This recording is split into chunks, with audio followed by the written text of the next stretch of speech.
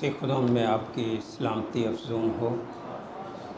خداوند کے گھر میں، خداوند کی ہیکل میں آپ سب کو خوش آمدید کہتا ہوں۔ آئیے خداوند کو زوردار تالیاں سے ویلکم کریں۔ کلام میں لکھا ہے، آج تم اس کی آواز سنو تو اپنے دلوں کو سخت نہ کرو۔ ہمارا خدا قدرت والا خدا ہے اور اس کا کلام ہمارے لیے مشعل راہ ہے۔ جب ہم اس کے کلام پر دھیان گیان کرتے ہیں، عمل کرتے ہیں، اس کے مطابق اپنی زندگیوں کو بسر کرتے ہیں، تو خداوند ہمیں غالب زندگی بسر کرنے کا بھاری فضل بخش دیتا ہے۔ ہاللیلویہ۔ کلام مقدس میں سے دیکھیں گے، میرے ساتھ نکالیں۔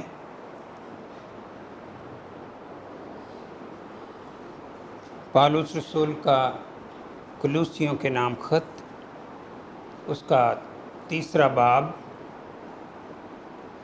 اور اس کی 23ویں آیت۔ پالوس رسول کا کلوسیوں کے نام خط اور اس کا 3 باب اور اس کی 23ویں آیت کلام مقدس میں یوں مرقوم ہے،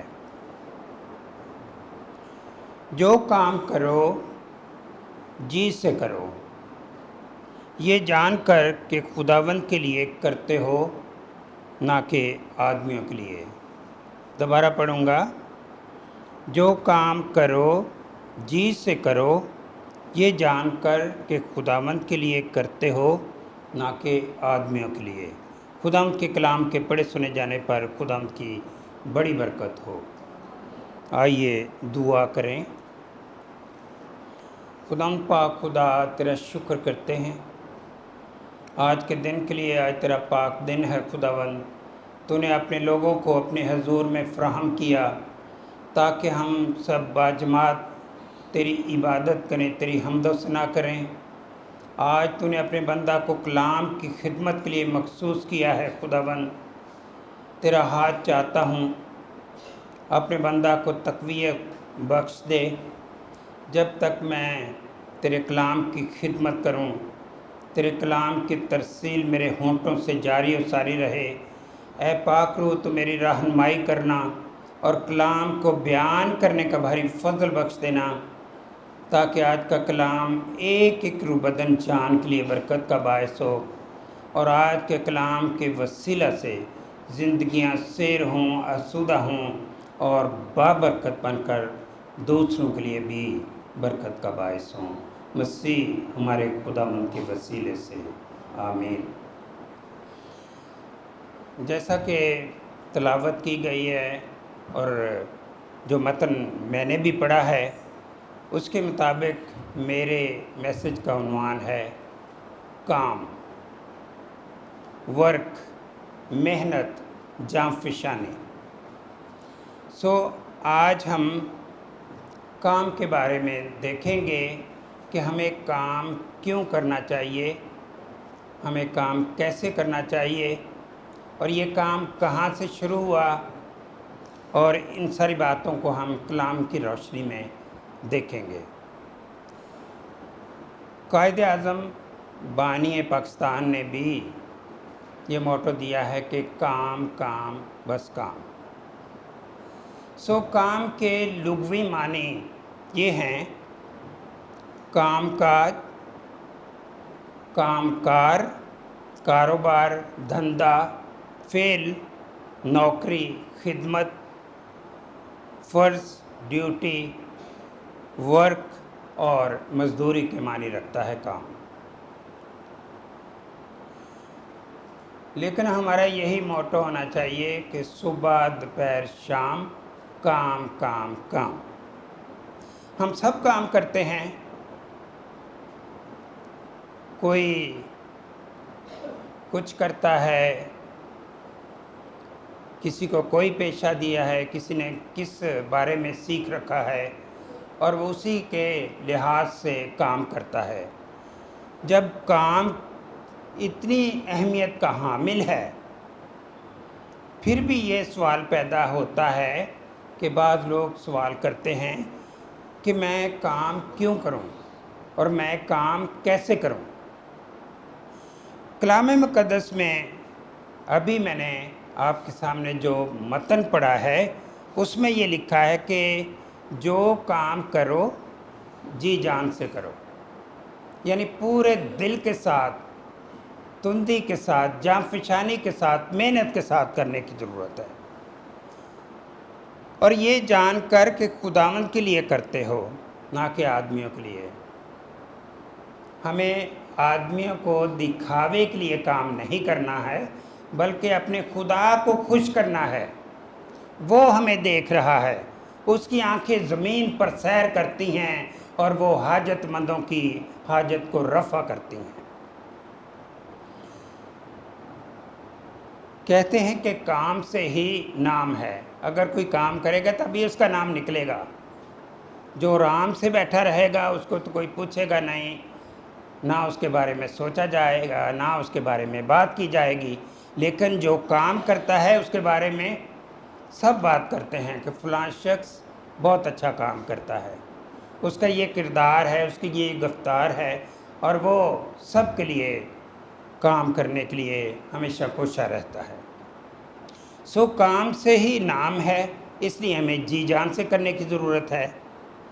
اور پھر جب ہم خداوند کے لیے کام کرتے ہیں تو خداوند ہمیں کیا دیتا ہے؟ اجر دیتا ہے۔ ہمیں آدمیوں سے اجر لینے کی ضرورت نہیں ہے، ہمیں اپنا کام پورے طور پر کرنا ہے اور خدا سے اجر لینا ہے۔ ہاللیلویہ۔ خداوند ہمیں توفیق دے، ہمیں قوت دے، ہمیں صحت دے، تاکہ ہم اپنا کام خود کر سکیں۔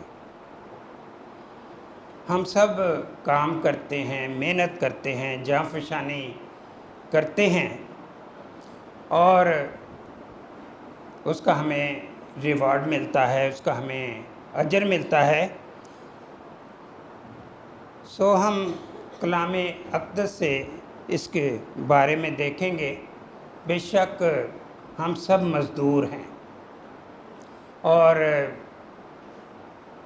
فرسٹ مئی کو یعنی یکم مئی کو لیبر ڈے منایا جاتا ہے، وہ اسی حوالے سے منایا جاتا ہے کہ ہم سب کیا ہیں؟ مزدور ہیں۔ بے شک کوئی ڈاکٹر ہو، کوئی انجینئر ہو، کوئی ٹیچر ہو، کوئی پریچر ہو، کوئی ٹیکنیشین ہو، کوئی نرسز ہوں، سب کام کرتے ہیں۔ لیکن بزنس مین بھی کام کرتے ہیں۔ ان کو یہ نہ کہیں کہ وہ ہائی کلاس کے ہیں، ہائی جنٹری کے ہیں، وہ بھی کام کرتے ہیں، اور ان کے بزنس میں جب بے شمار مسائل ہوتے ہیں اور وہ اپنے بزنس کو بڑھانے کی فکر میں لگے رہتے ہیں، اس کے فلاح کے لیے، اس کی افزونی کے لیے ہمیشہ کوشاں رہتے ہیں اور اس پر سوچ بچار کرتے رہتے ہیں۔ ان کو رات کو نیند نہیں آتی، بلکہ راتوں کو نیند ان کی آنکھوں سے دور ہی رہتی ہے۔ بزنس میں اتنا سکون نہیں جتنا ہم محسوس کرتے ہیں کہ اس کا تو اسٹیٹس بہت اچھا ہے، اس کا گھر بہت اچھا ہے، اس کے پاس اچھی کار ہے، لیکن اس کے لیے اس کو بڑی قربانی دینی پڑتی ہے۔ سو ہمیں بھی، بے شک ہم ٹیچر ہیں، ڈاکٹر ہیں، نرسز ہیں، ٹیکنیشین ہیں، پلمبر ہیں، ہم سب کام کرتے ہیں۔ سو آئیے کلام کی روشنی میں ہم دیکھتے ہیں۔ بے شک دنیا دوسرے انداز سے دیکھتی ہے کہ جو بلیو کالر ہے وہ مزدور ہیں، اور جو وائٹ کالر ہے وہ اچھی جاب کرنے والے ہیں، یعنی ہائی جنٹری کا کام کرتے ہیں۔ دنیا ایسے ہی امتیاز کرتی ہے۔ دنیا کی آبزرویشن میں بڑا فرق ہے۔ جو سامنے نظر آتا ہے وہ بالکل صحیح نہیں ہوتا ہے، اور جو نظر نہیں آتا وہی چیز ان کے باطن میں ہوتی ہے۔ سو آج ہم دونوں ادوار یعنی پرانے عہد نامے اور نئے عہد نامے سے سیکھیں گے۔ عہد عتیق میں خدا نے آدم کو اپنی شبیہ پہ بنایا اور اس کو باغ عدن میں یعنی باغ خدا میں رکھا کہ وہ نگہبانی کرے، وہ اس باغ کا خیال رکھے اور اس کے پھلوں سے لطف اندوز ہو۔ خدا نے اس کے لیے زبردست پلان بنایا تھا کہ وہ خون پسینہ نہ بہائے، بلکہ باغ کی صرف اور صرف دیکھ بھال کرے، اس کی نگہبانی کرے۔ اور اس وقت زمین خود سے اپنے آپ کو سیراب کرتی تھی اور خود سے ہی فصلیں اگاتی تھی، خود سے ہی پھل پیدا ہوتے تھے، اس میں انسان کو محنت کرنے کی ضرورت نہیں پڑتی تھی۔ انسان کو صرف اور صرف باغ کا خیال رکھنا پڑتا تھا اور اس کی نگہبانی کرنی پڑتی تھی۔ اس زبردست ماحول میں بھی آدم نے گناہ کیا اور گناہ کی سزا تو ملتی ہے، اور کلام میں یہ لکھا ہے کہ جو جان گناہ کرے گی وہ مرے گی، اور وہ ضرور مرے گی۔ سزا کے طور پر خدا نے آدم کو کام کرنے کی سزا دی، اور یہ کام اس وقت سے شروع ہوا ہے۔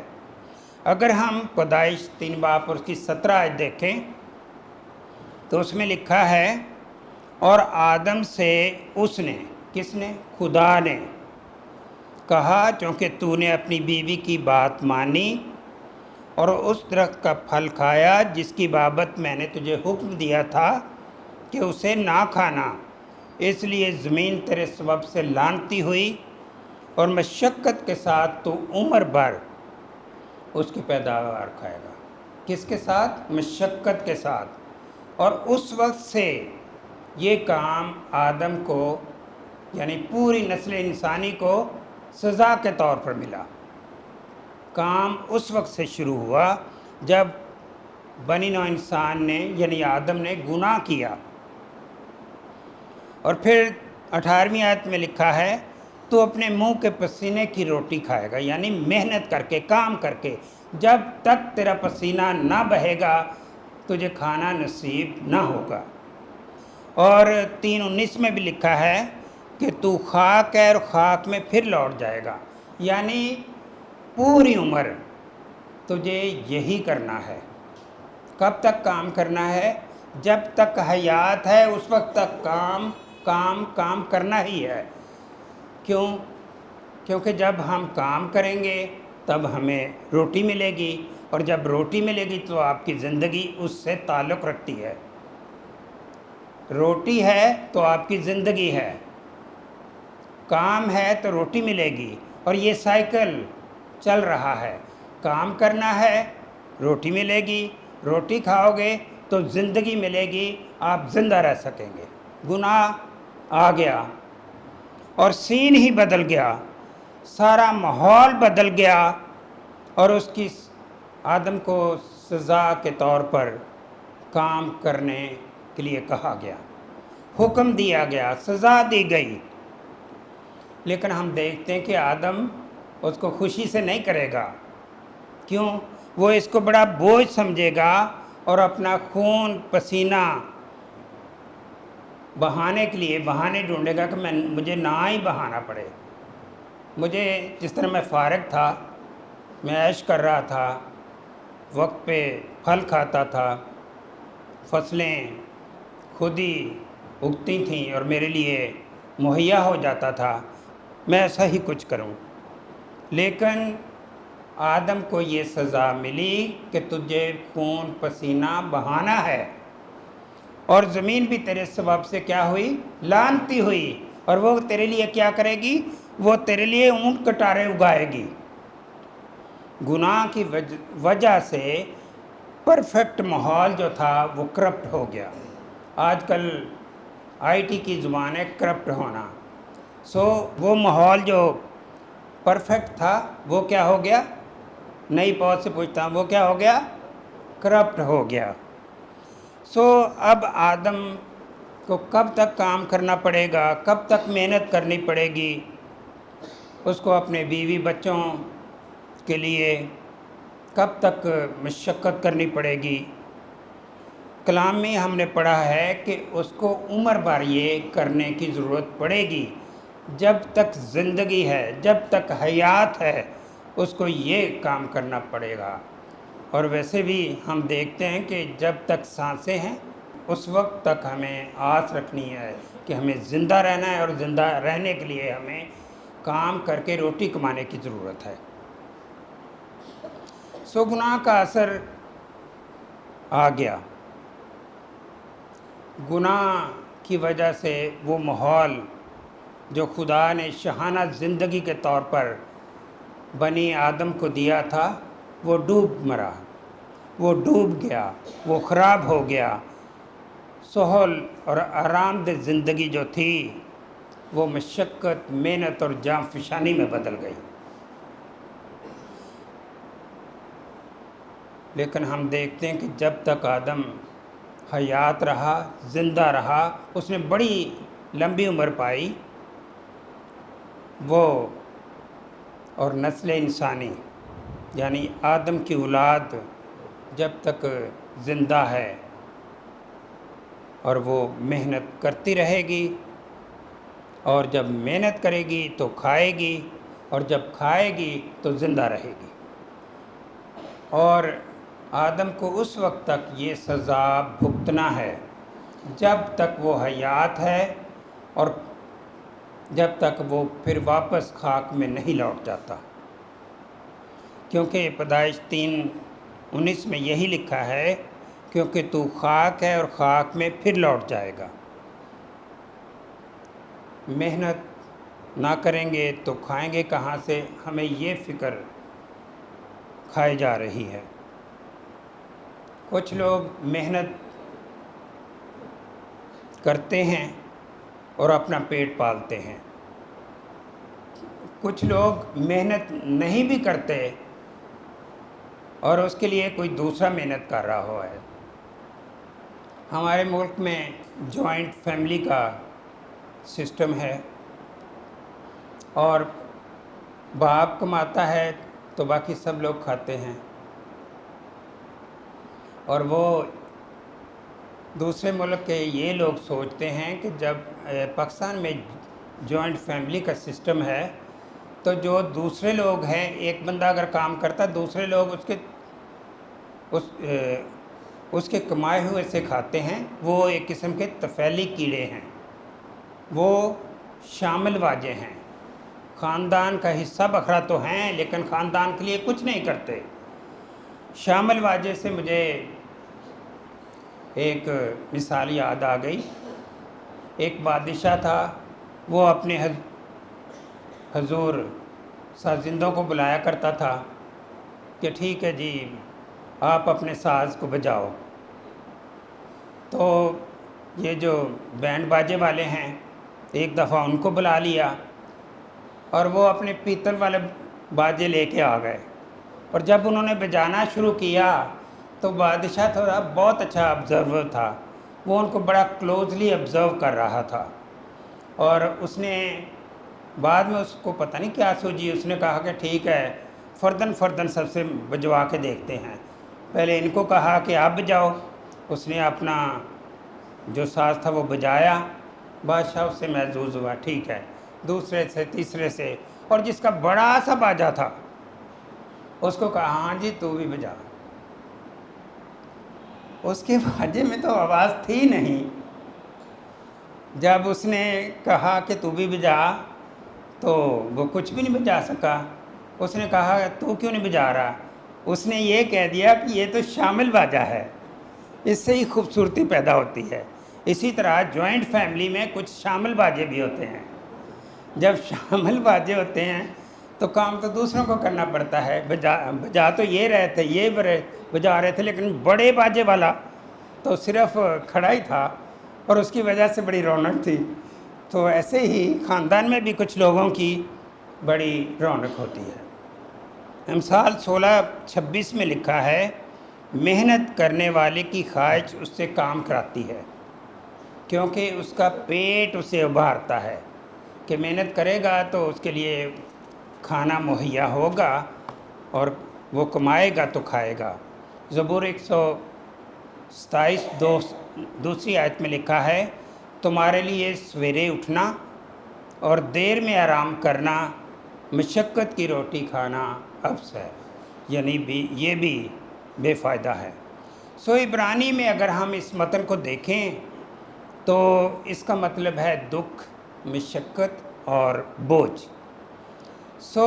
یہ گناہ کی سزا تھی جو بنی آدم کو ملی، اور اس کے بعد پوری نسل انسانی کو اس سے واسطہ پڑتا آ رہا ہے، اور پڑتا جب تک حیات ہے، جب تک زندگی ہے، یہ کام چلتا رہے گا۔ انسان کو زندہ رہنے کے لیے محنت کرنے کی ضرورت ہے، بے شک وہ بوجھ ہے، بے شک وہ مشقت ہے، بے شک وہ محنت ہے۔ بے شک سزا کے طور پر ہی وہ کرتا ہے، لیکن گناہ کا اثر کوئی چھوٹی چیز نہیں، وہ اپنے ساتھ بہت سی ایسی چیزیں بھی لے کے آتا ہے جس سے ہم اجتناب کرتے ہیں، لیکن ہمیں مجبوراً وہ کرنا پڑتا ہے۔ گناہ کی مزدوری موت ہے۔ عہد عتیق میں صرف روٹی کے لیے، جینے کے لیے ہی انسان کو محنت کرنے کے لیے کہا گیا، لیکن دکھ، بوجھ اور تکلیف کے ساتھ اس کو یہ کرنا پڑتا تھا۔ وائس 2:11 میں لکھا ہے، پھر میں نے ان سب کاموں پر جو میرے ہاتھوں نے کیے تھے اور اس مشقت پر جو میں نے کام کرنے میں کھینچی تھی نظر کی، اور دیکھا کہ یہ سب بتلان ہے اور ہوا کی چران ہے۔ کوئی روحانی، کوئی ابدی فائدہ اس میں نہیں تھا۔ پرانے عہد نامے کی بات کر رہا ہوں، خدا نے کام تو دے دیا لیکن اس میں کوئی روحانی یا کوئی ابدی فائدہ نہیں تھا۔ کام کرو گے، کماؤ گے اور کھاؤ گے اور زندہ رہو گے، لیکن اس میں آخرت کے لیے کوئی فائدہ نہیں تھا، کوئی پلان نہیں تھا۔ واز 2 باب اس کی 23 آیت میں سلیمان بادشاہ لکھتا ہے، کیونکہ اس کے لیے عمر بھر غم ہے اور اس کی مشقت ماتم ہے، بلکہ اس کا دل رات کو بھی آرام نہیں کر پاتا۔ یہ بھی بتلان ہے، یہ بھی باطل ہے۔ آج بھی جو لوگ محنت، مشقت کرتے ہیں اور جب ان کی زندگی میں رہتے ہوئے جاب پلیس پر کوئی مشکل آ جاتی ہے تو ان کی نیندیں اڑ جاتی ہیں۔ جاب پلیس پر ان کی فکریں بڑھ جاتی ہیں، اس کے سلسلے میں ان کو اپنے بیوی بچوں کی فکر لگ جاتی ہے۔ اگر بچے اسکول جاتے ہیں تو ان کی فیس کی فکر پڑ جاتی ہے، اور پھر نوکری کے سلسلے میں اس کی نیندیں اڑ جاتی ہیں، کوئی آرام نہیں ہے۔ لیکن سلیمان بادشاہ یہ کہتا ہے کہ یہ بھی بتلان ہے۔ وائز 4:8 میں لکھا ہے، کوئی اکیلا ہے اور اس کے ساتھ کوئی دوسرا نہیں، اس کے نہ بیٹا ہے نہ بھائی، تو اس کی ساری محنت کی انتہا نہیں، اور اس کی آنکھ دولت سے سیر نہیں ہوتی۔ وہ کہتا ہے، میں کس لیے محنت کرتا اور اپنی جان کو عیش و عشرت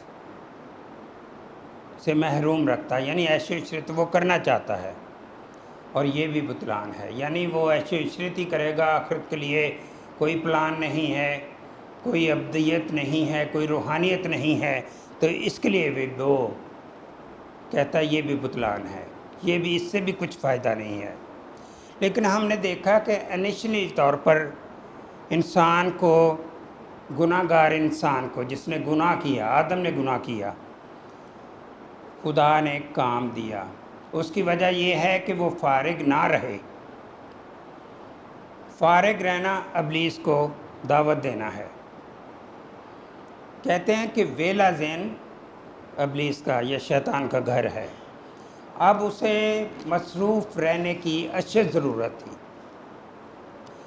انسان جب سن لیس تھا، جب پاک تھا، گناہ سے مبرہ تھا، تو اس کو کام کرنے کی ضرورت نہیں تھی، اور خدا نے اس کو کام نہیں دیا، صرف اور صرف دیکھ بھال اور نگہبانی کا کام دیا، اور اس ماحول سے انجوائے کرنے کے لیے اس کو کہا، اور پھل سے سبزیوں سے وہ لطف اندوز ہوتا رہا۔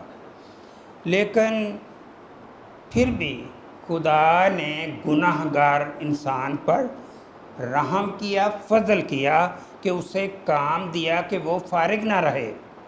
اگر وہ فارغ رہے گا تو کیا کرے گا؟ وہ گناہ کرے گا، اور جب وہ گناہ کرے گا تو وہ گناہ میں بڑھتا جائے گا۔ لیکن خدا نے اسے کام دیا، بے شک سزا کے طور پر ہی کام دیا، اور یہ خدا کی بخشش ہے۔ وہ کام کرے گا اور اپنا وقت فضول باتوں میں، فضول چیزوں میں نہیں لگائے گا۔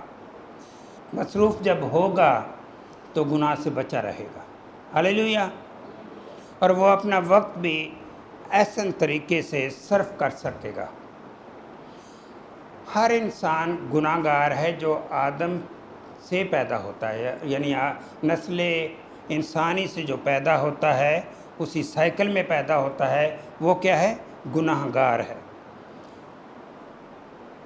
اگر گناہ گار انسان کام نہیں کرے گا تو اس میں برائیاں آئیں گی، کیونکہ گناہ اس کی زندگی میں سرایت کر چکا ہے،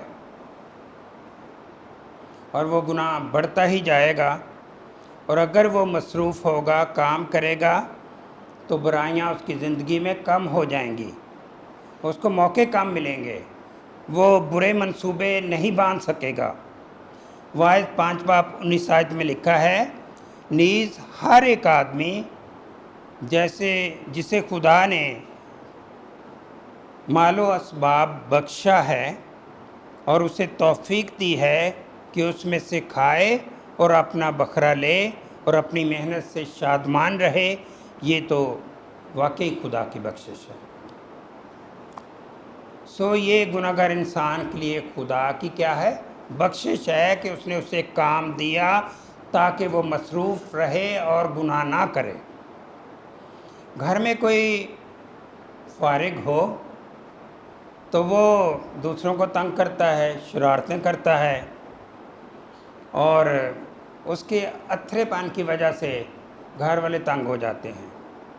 اور جب کوئی مہمان آ جاتا ہے، کوئی بزرگ آ جاتا ہے، کوئی ان کا دوست آ جاتا ہے، جب اس کی ان شرارتوں کو دیکھتا ہے تو وہ یہی کہتا ہے کہ انہوں بھی کوئی کام کار تے لاؤ، کیونکہ یہ فارغ ہے اور یہ اس کو وقت مل جاتا ہے کہ یہ شرارتیں کرتا ہے۔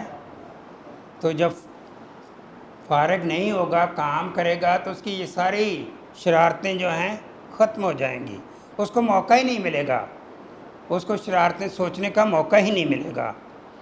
ویلوں کا یہی کام ہے کہ وہ خرابیاں اور برائیاں کرتے ہی جاتے ہیں، اور ٹھگی، دھوکہ، چوری چکاری بھی ان کا اوڑھنا اور بچھونا بن جاتا ہے۔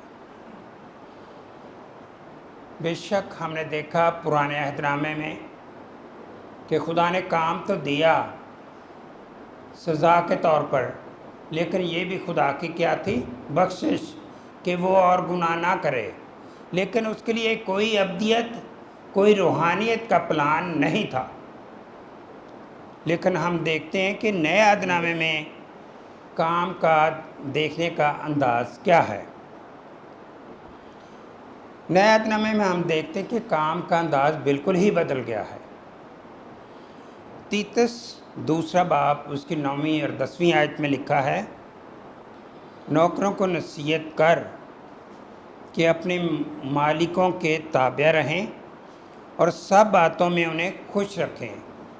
پالوس رسول تیتس کو یہ حکم دیتا ہے، اس کو آگاہ کرتا ہے کہ وہ نوکروں کو نصیحت کرے کہ وہ اپنے مالکوں کے تابع رہیں اور سب باتوں میں انہیں خوش رکھیں، اور ان کے حکم سے کچھ انکار نہ کریں، چوری چلاکی نہ کریں، بلکہ ہر طرح کی دیانتداری اچھی طرح ظاہر کریں تاکہ ان سے ہر بات میں ہمارے منجی خدا کی تعلیم کو کیا ہو؟ رونق ہو۔ پالوس رسول تیتس کے وسیلہ سے نوکروں کو یہ نصیحت کرتا ہے۔ اس ضمن میں ہم 3 باتیں دیکھیں گے۔ اس میں ہم سب نوکر ہیں۔ ہم جب لیبر ڈے مناتے ہیں تو ہم کیا ہوتے ہیں؟ مزدور ہوتے ہیں، نوکر ہوتے ہیں۔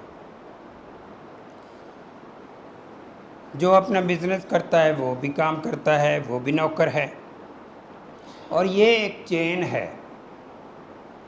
نوکر جو ہے وہ مالکوں کی خدمت کرتا ہے، اور جو وہ مالک آپ کے مالک ہیں وہ کسی اور مالک کی خدمت کرتے ہیں، اور یہ چین ہے۔ اور کلام میں یہ لکھا ہے کہ سبھی کام کریں تاکہ ہمارے منجی خداوند کی تعلیم کو رونق ہو۔ کیا ہو؟ رونق ہو۔ آپ زندگی کے آخری حصے میں، یعنی اس زمانے کے آخری اینڈ ٹائم میں سفر کر رہے ہیں، زندگی بسر کر رہے ہیں۔ وقت بے شک نزدیک ہے۔ مسیح خداوند پہلی آمد میں آ چکا ہے، اور وہ اب دوبارہ آنے کو ہے۔ آپ یسوع مسیح کی گواہی دیں، اس کا اقرار کریں۔ یہ نجات پانے کے بعد ہی ہو سکتا ہے، اور اس میں ہم جب ایمانداری سے کام کریں گے، دیانتداری سے کام کریں گے، تو یہ سزا کے طور پر نہیں ہوگا، بلکہ ہم خداوند کے لیے کام کریں گے تاکہ اس کی تعلیم کی رونق ہو۔ زندہ رہنے کے لیے ہمیں دوسروں کو بھی زندہ رکھنے کے لیے ان کے پاس جانے کی ضرورت ہے۔ اگر ہم دیانتداری سے کام کریں گے، ایمانداری سے کام کریں گے، تو تبھی ہمارا واسطہ دوسرے کے ساتھ اچھا ہو سکتا ہے، ہمارا تعلق دوسرے کے ساتھ اچھا ہو سکتا ہے۔ ہم مسیح خداوند کے کلام کو دوسروں تک لے کے جا سکتے ہیں، ہم اس گڈ نیوز کو دوسروں تک لے کے جا سکتے ہیں، اور پھر اپنی گواہی ان کے ساتھ شیئر کر سکتے ہیں۔ مسیحی لوگوں کی گواہی بڑے معنی رکھتی تھی۔ ایک تو وہ جھوٹی قسم نہیں کھاتے، اور دوسرے وہ ایمانداری سے، دیانتداری سے کام کرتے ہیں۔ اور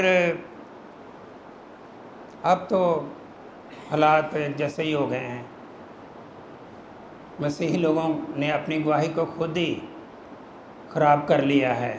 کہتے ہیں نا، خربوزہ خربوزے کو دیکھ کر رنگ پکڑ لیتا ہے، یعنی معاشرے سے ہمیں کچھ نہ کچھ تو مل ہی جاتا ہے۔ معاشرے کا رنگ جو بہت جلدی جو ہے اثر کرتا ہے۔ سوسائٹی میں رہتے ہوئے اس کا اثر ضرور ہوتا ہے، معاشرے کا اثر ضرور ہوتا ہے۔ گھر میں کام کرنے کے لیے لوگ گواہی دیتے تھے، گھر میں کوئی کرسچن بندہ بندی ہی رکھو۔ کیوں؟ کیونکہ وہ ایماندار ہوتے ہیں، وہ جھوٹ نہیں بولتے، وہ قسم نہیں کھاتے۔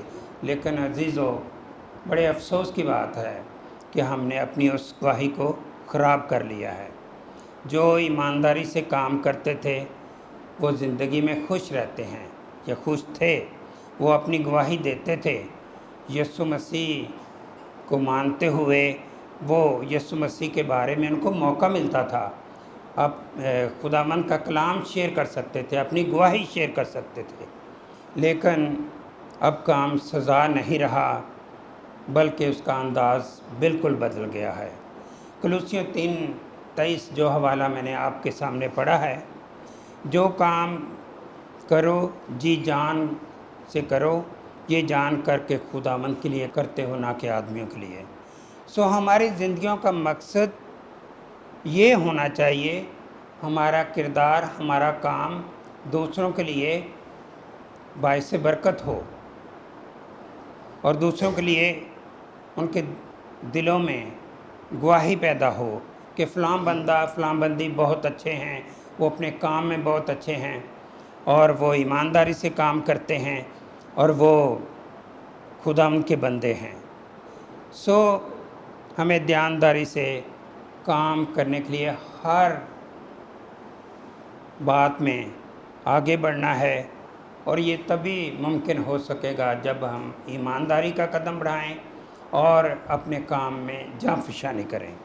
کلوسیوں 3:22 میں لکھا ہے، اے نوکرو جو جسم کے روح سے تمہارے مالک ہیں، سب باتوں میں ان کے فرما بردار رہو، آدمیوں کو خوش کرنے والوں کی طرح دکھاوے کے لیے نہیں بلکہ صاف دلی سے خدا کے خوف سے محنت سے اپنی گواہی کو قائم کرو۔ جب آپ محنت کرو گے، کام کرو گے، ایمانداری سے کام کرو گے، تبھی آپ کی زندگی میں گواہی پیدا ہوگی اور دوسرا آپ کو اس نظر سے دیکھے گا۔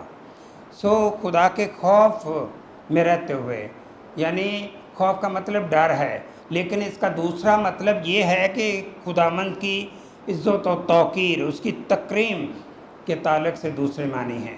سو جب ہم خداوند کا خوف مانیں گے، یعنی اس کی عزت کرنا چاہیں گے، اس کی توقیر کریں گے، تو پھر ہم یہ کام کر سکتے ہیں۔ نئے عہد نامے میں نجات پانے کے بعد جب ایک ایماندار لگن سے، محنت سے کام کرتا ہے تو وہ اس کی پرستش کرتا ہے۔ خدا کی کیا کرتا ہے؟ پرستش کرتا ہے، اس کی عبادت کرتا ہے۔ اور بعض لوگ مثال دیتے ہیں، بھائی میں تو کام اس لیے کرتا ہوں، میں خدا کی عبادت سمجھ کے کام کرتا ہوں۔ اور جب خدا کی عبادت اور پرستش سمجھ کے کام کرتا تو اس میں کسی قسم کا جھول نہیں ہوتا، وہ تکڑی یعنی ترازو کے پلے جو ہیں برابر ہوتے ہیں، ایسے نہیں ہوتا یا ایسے نہیں ہوتا، بلکہ وہ برابر ہوتا ہے۔ سو کلوسیوں 3:24 میں لکھا ہے، کیونکہ تم جانتے ہو کہ خداوند کی طرف سے اس کے بدلے تم کو میراث ملے گی، تم خداوند یسوع مسیح کی خدمت کرتے ہو۔ تیسری تبدیلی یہ ہے کہ جب ہم ایمانداری سے کام کرتے ہیں تو اس کا ریوارڈ ملے گا، اس کی میراث ہمیں ملے گی۔ اور اب یہ بطلان نہیں رہا جو ہم نے پرانے عہد نامے میں سیکھا، اب یہ سزا نہیں رہی، بلکہ ہمیں کیا کرنا ہے؟ اس اجر کے لیے، اس میراث کے لیے کام کرنے کی ہمیں ضرورت ہے۔ جب یہ بطلان نہیں رہا تو یہ ابدی اجر ہے عزیزو۔ سو ہمیں محنت سے یہی فائدہ ہے، اور یہی تبدیلی نئے عہد نامے میں آ گئی ہے کہ ہمیں اپنے کام میں محنت کرنی ہے، پوری دل و جان سے کرنی ہے، اور ایمانداری سے ہمیں کرنی ہے، تب ہمیں ابدی اجر ملے گا۔ آپ اجر پانا چاہیں گے تمام خدام سے اور عام لوگوں سے، اگر وہ دل سے محنت کریں گے اور خداوند کے لیے کریں گے اور ایمانداری سے کریں گے، وہ اپنا پیٹ پالنے کے لیے، اپنے بیوی بچوں کے لیے اس کو سامنے نہیں رکھیں گے، بلکہ اپنے اجر کو، اپنی میراث کو سامنے رکھتے ہوئے جب محنت کریں گے تو خداوند واقعی انہیں ابدی اجر دے گا، انہیں میراث دے گا، اور وہ ابدی اجر کے وارث بن جائیں گے۔ آپ کام کریں، آپ محنت کریں، آپ جاں فشانی کریں مسیح خداوند کی گواہی کے لیے، خدا کی پرستش کے لیے، اس کی عبادت کرنے کے لیے اور ابدی اجر کے لیے۔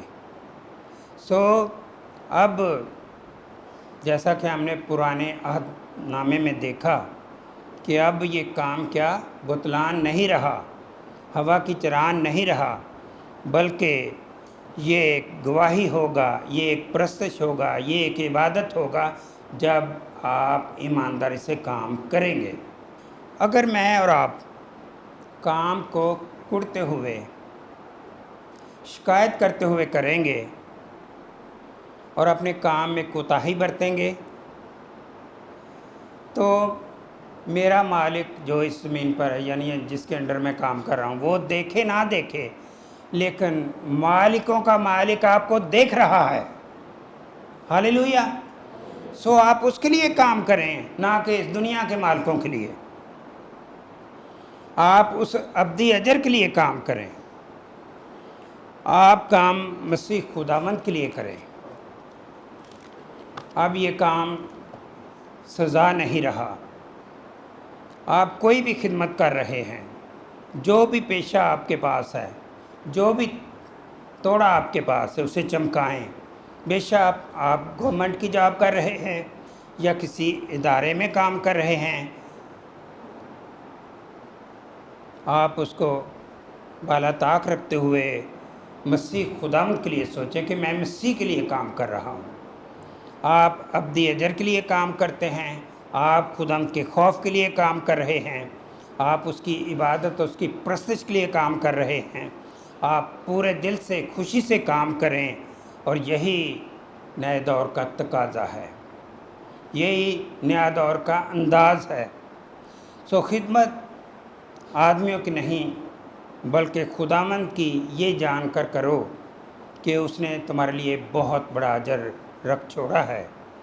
تو آپ کی زندگی میں ایک مسیحی گواہی ہوگی، اور آپ پورے دل سے کام کریں گے تو آپ خداوند کی پرستش اور اس کی عبادت کریں گے، اور اس عبادت کے عوض خداوند آپ کو ابدی اجر دے گا، اور آپ اس ابدی اجر کے مالک بن جائیں گے، وارث بن جائیں گے۔